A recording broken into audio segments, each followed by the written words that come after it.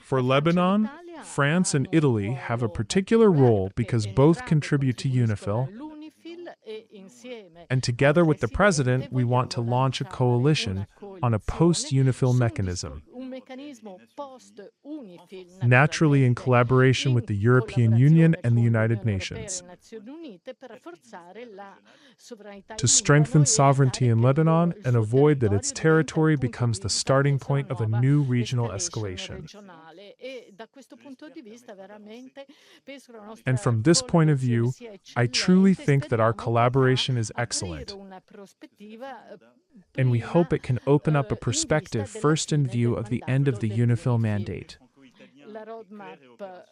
The roadmap that emerges from this summit is clear, operational.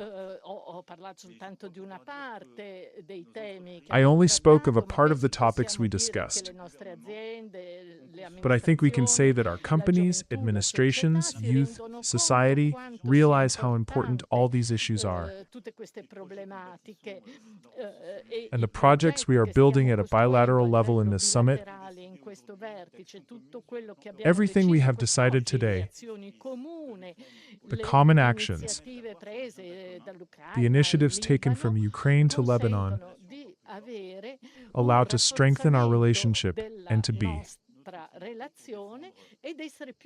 more useful, also at the European level, useful for defending an effective international order.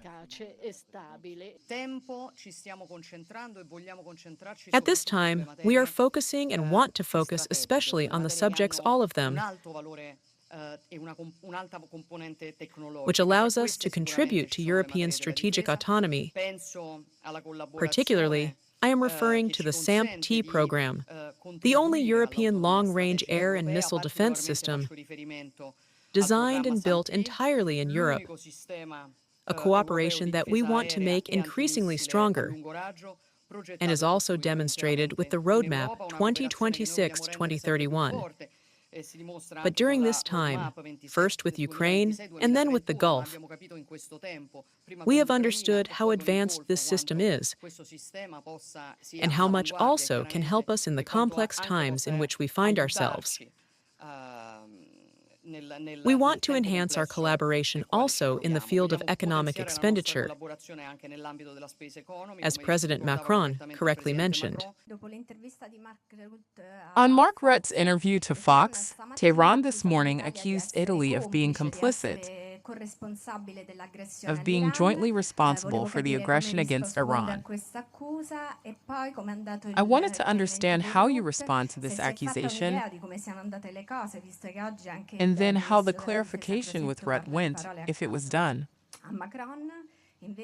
Italy, but also from other European countries, I wanted to understand if you have discussed it among yourselves and how much the detachment, the progressive detachment of the United States from Europe worries you.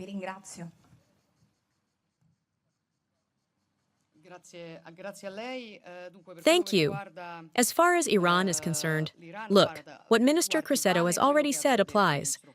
I agree with every word Minister Crosetto has said between yesterday and today. We have not participated in the conflict in Iran. Furthermore, if we had participated in the conflict in Iran, forgive me, but this disappointment repeatedly expressed by the American president, as you know, very often, would not be understandable. We have honored our commitments, clearly by providing the basis for activities that were not kinetic, but were of a logistical and technical nature. And when it was suggested, and you know this too, because it has been widely reported, when requests were made that went beyond that perimeter, we did not grant the use. The authorization, as I repeat, is widely known. Thus, the government did exclusively what it declared in Parliament, as indeed Mark Rutte himself confirmed again yesterday from the Oval Office, the Secretary-General, in his enthusiastic reconstruction, mixed together things that are actually different from each other, confusing the types of flights authorized, and he then corrected and clarified himself. Minister Tajani spoke today with his Iranian counterpart, and it seems to me that on the Iranian side as well, it has been understood that, From this point of view, there was a misunderstanding.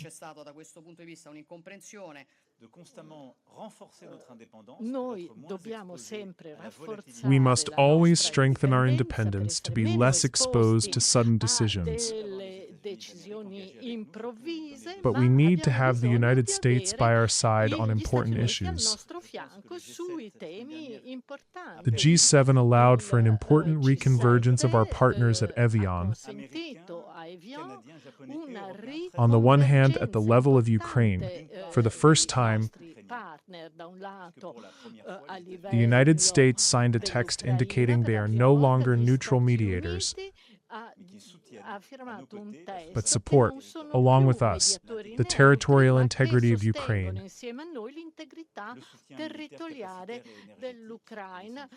The military support, energy, and sanctions on Russia, and also on the Middle East.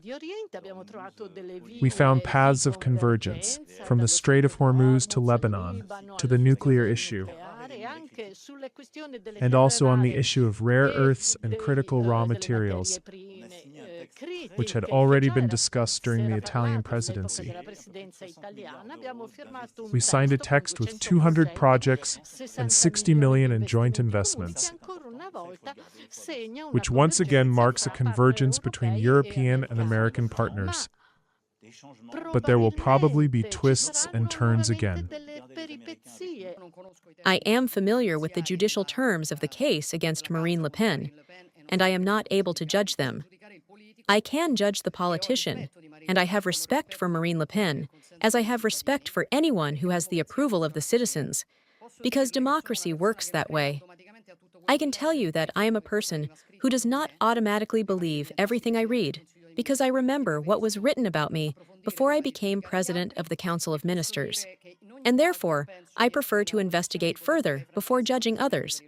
And I can say that in any case, I do not think I am in a position to tell the French what is best for their future and for them, because I did not appreciate it when it was done towards me and the Italians.